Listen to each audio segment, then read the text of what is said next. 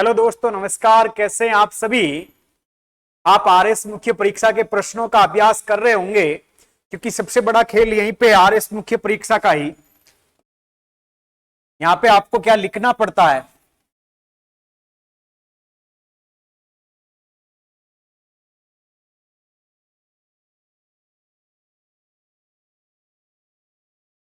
मुख्य परीक्षा देखो, यहां पे एक पिछली बार एक क्वेश्चन आया था आपका एमएसएमई की परिभाषा।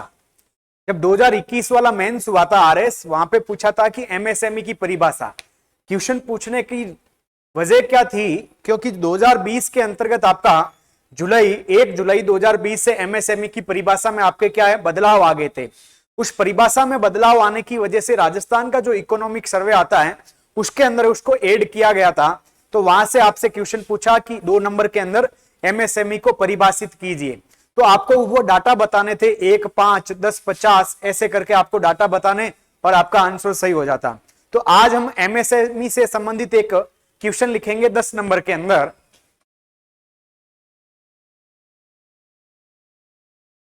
तो लिखिए प्रश्न।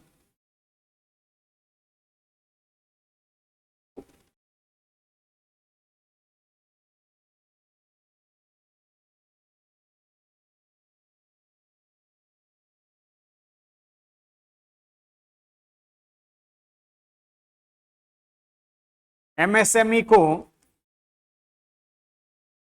परिभाषित करते हुए, एमएसएमई को परिभाषित करते हुए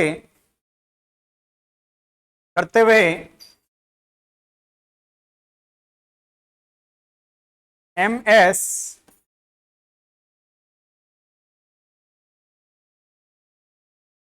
महत्व को रेखांकित कर, महत्व को रेखांकित कर इनके समक्ष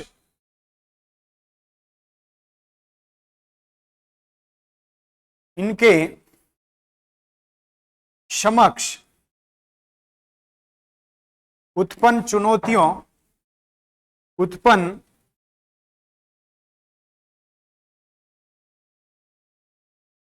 चुनौतियों की चर्चा कीजिए।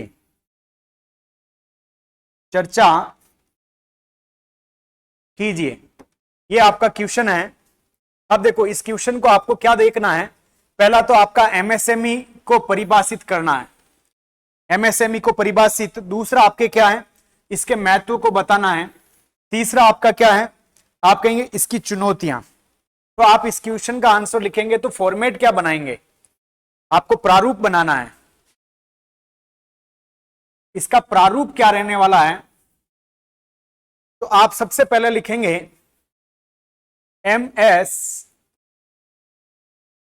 एमएमई की भूमिका। दूसरे नंबर पे आपके इसकी परिभाषा। तीसरे नंबर के ऊपर आपका इसका क्या रहने वाला है, महत्व। और 4 नंबर के ऊपर आपका इसमें लिखेंगे चुनौतियां। और 5वां आपका निष्कर्ष। चुनौतियां और 5 नंबर पे आपका निष्कर्ष वाला बिंदु आ जाएगा। तो आपको इस तरीके से इसका आंसर लिखना है। तो क्या लिखेंगे, सबसे पहले आपका आंसर, इसका आंसर लिखना है। इसी तरीके से आपको फॉर्मेटिंग करना है क्वेश्चन का। क्या क्या चीजें आनी चाहिए, तो 4 चीजें आनी चाहिए। भूमिका आनी चाहिए, फिर आपका क्या आना चाहिए, तो आप कहेंगे भूमिका आनी चाहिए, फिर आपका परिभाषा, फिर महत्व, और उसके बाद में आपकी चुनौती और निष्कर्ष। तो लिखिए उत्तर।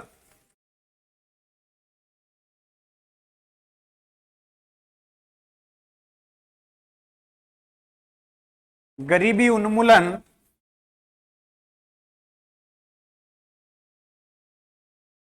महिला सशक्तिकरण,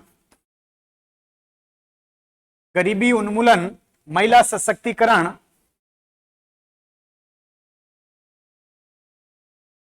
निर्यात संवर्धन,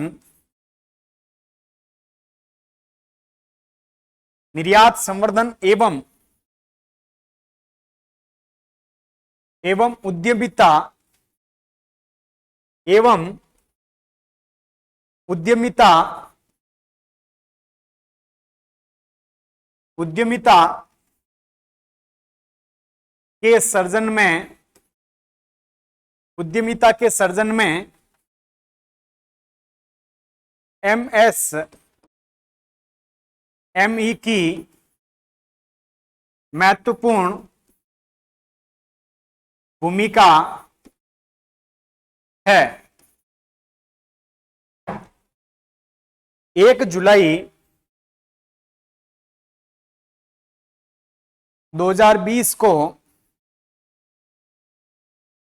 भारत सरकार ने एमएसएमई की भारत सरकार ने आपके एमएसएमई की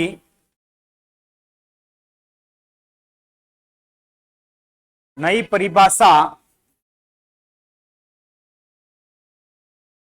का सर्जन किया,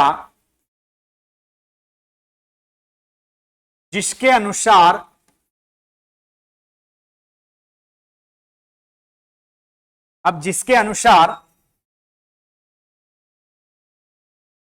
देखो लिखिए यहां पे निवेश यानी आपका इन्वेस्टमेंट, दूसरा आपका टर्नओवर या इसको कारोबार कहते हैं, कारोबार यानी आपका टर्नओवर।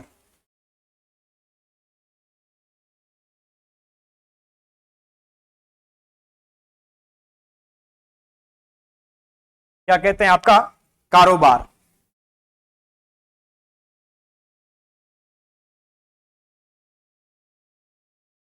अब देखो यहां पे लिखो सूक्ष्म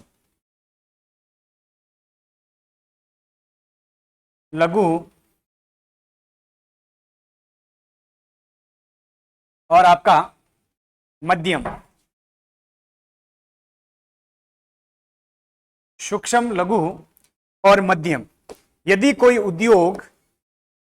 उद्योग आपका 1 करोड़ रुपए तक का किसी में इन्वेस्टमेंट करे तो वो आपके सूक्ष्म उद्योग की श्रेणी, 1 करोड़ रुपए तक। और कारोबार के अंतर्गत यदि वो 5 करोड़ रुपए का उसका क्या हो, आप कहेंगे 5 करोड़ रुपए तक का आपका कारोबार हो तो वो आपके किसमें, सूक्ष्म उद्योग के अंतर्गत आपका शामिल किया जाएगा। किसमें, तो आप कहेंगे सूक्ष्म उद्योग के अंतर्गत शामिल किया जाएगा। फिर आपका जो लघु उद्योग है तो लघु उद्योग के अंतर्गत क्या आएगा, तो आप कहेंगे 1 से आपका 10 करोड़ रुपए, 1 से 10 करोड़ रुपए तक का आपका क्या हो, तो आप कहेंगे निवेश हो, तथा 5 से 50 करोड़ रुपए तक का क्या हो, कारोबार हो, तो वो आपका कौन सा, लघु इंडस्ट्री के तौर पे उसको जाना जाएगा। किसके बारे में, लघु। फिर आपका आता मध्यम इंडस्ट्री, कौन सा, तो मध्यम के बारे में लिखेंगे आप 10 से 50 करोड़ रुपए तक का इन्वेस्टमेंट हो और 50 से 250 करोड़ रुपए तक का आपका क्या हो, कारोबार हो। उसको आपके क्या कहा जाता है, तो आप कहेंगे उसे आपका क्या है, मध्यम उद्योग की श्रेणी के अंतर्गत रखा जाता है। किसके श्रेणी में, तो आप कहेंगे मध्यम उद्योग की श्रेणी के अंतर्गत आपका रखा जाता है। तो ये आपका क्या है, महत्वपूर्ण ये परिभाषा हुई, ये आपके क्या है, महत्वपूर्ण आपके परिभाषा हुई। इसके बाद लिखेंगे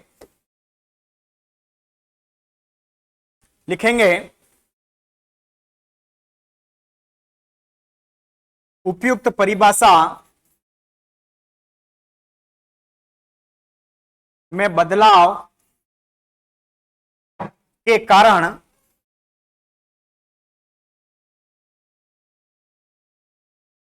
भारत में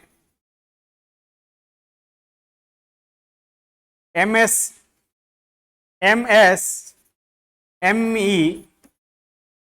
को नई ऊंचाइयां मिली। फिर आपका क्या लिखेंगे,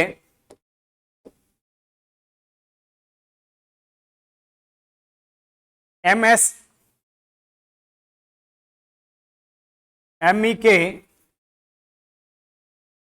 विकास पर भारत सरकार व राज्य सरकार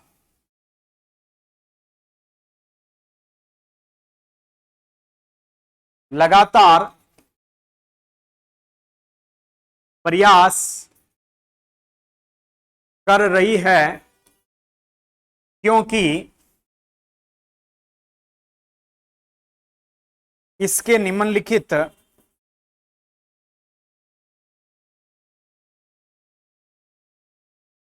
महत्व इस प्रकार से हैं। अब वो कौन कौन से आपका महत्व है उसको देखिएगा। सबसे पहला महत्व आप कहेंगे एमएसएमई क्षेत्र का भारत की जीडीपी में 30% का योगदान कितना है, तो आप कहेंगे 30% का योगदान है। दूसरा, एमएसएमई क्षेत्र का भारत के विनिर्माण में 34% का कितना 34% का योगदान है। और इसके बाद में आपका जो निर्यात है उसके अंदर 40% का योगदान है। कितने का, आप कहेंगे 40% का लगभग आपका योगदान है। एमएसएमई क्षेत्र का देश के निर्यात, देश के कुल निर्यात में, देश के कुल निर्यात में 40% का योगदान है। आपके कितने का, 40% का योगदान है। साथ ही साथ आपके कितना, तो आप कहेंगे 40% आपके क्या प्रत्यक्ष या अप्रत्यक्ष रूप से आपके रोजगार के लिए इस पे निर्भर है। देश का 40% कार्यबल प्रत्यक्ष या अप्रत्यक्ष रूप से, प्रत्यक्ष या अप्रत्यक्ष रूप से एमएसएमई क्षेत्र पर निर्भर है। और उसके बाद में आप क्या लिखेंगे, वर्तमान में लगभग 6.9 करोड़ एमएसएमई इकाइयां पंजीकृत है।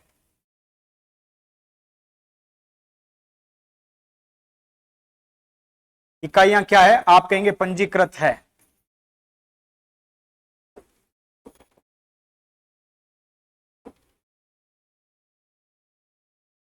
उपरोक्त महत्व होने के कारण इनका भारत की अर्थव्यवस्था में महती भूमिका है। क्या है आपके, महती भूमिका है।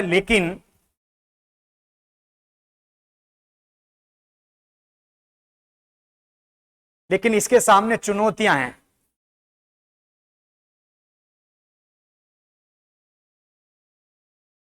तो आपकी कौन कौन सी चुनौतियां हैं, आप इसमें लिख दीजिए। 3 चुनौती है सिर्फ। आप कहेंगे ऋण से संबंधित चुनौती,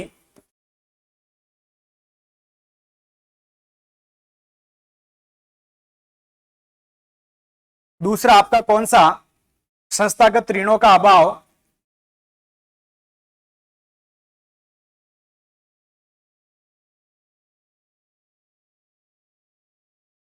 तीसरा आपका कौन सा है, संस्थागत और ऋण से संबंधित चुनौती और प्रौद्योगिकी का अभाव। ये आपके इसके सामने क्या है, चुनौतियां हैं। तो इस प्रकार से इस प्रश्न को लिखिएगा तो आपको अच्छे मार्क्स मिलेगा। आज की क्लास का आपका समय हो गया है। आप सभी का बहुत बहुत धन्यवाद। जय हिंद, जय भारत।